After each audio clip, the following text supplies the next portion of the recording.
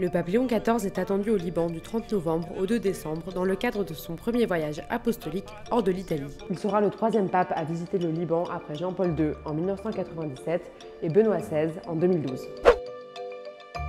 Au programme, une rencontre avec le président Joseph Aoun à l'arrivée, avant de poursuivre avec le président du Parlement Nabih Berri, puis le Premier ministre Nawaf Salam et la société civile. Le lendemain, il se rendra sur la tombe de Saint-Charbel au monastère Saint-Maroun à Anaya, avant de rencontrer les religieux à Harissa, puis une cérémonie est prévue sur la place des Martyrs et un échange avec la jeunesse Abkelké.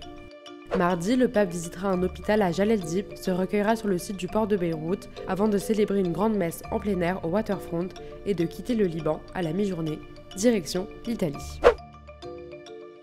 Tout d'abord, fermeture complète des administrations, des établissements publics et des municipalités le 1er et le 2 décembre, alors considérés comme jours fériés officiels. Concernant la messe du 2 décembre au waterfront, 60 000 places assises seront mises à disposition, ainsi que 40 000 autres debout. Des travaux de réhabilitation ont également été entrepris sur les routes pour fluidifier le trafic, notamment sur les lieux de passage du pape.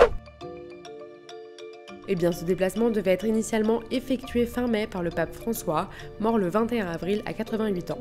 C'est une rencontre avant tout symbolique, porteuse d'un message de paix, comme l'a rappelé le patriarche libanais. والبابا بيعتقد بهالزيارة رح يركز على السلام ورح يطلب من لبنان يكفي طريقه بالسلام.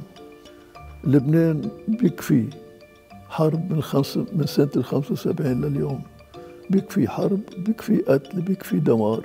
Cette visite intervient alors qu'Israël intensifie ses bombardements dans le sud du Liban et laisse désormais entendre qu'une nouvelle opération militaire, notamment terrestre, serait en préparation.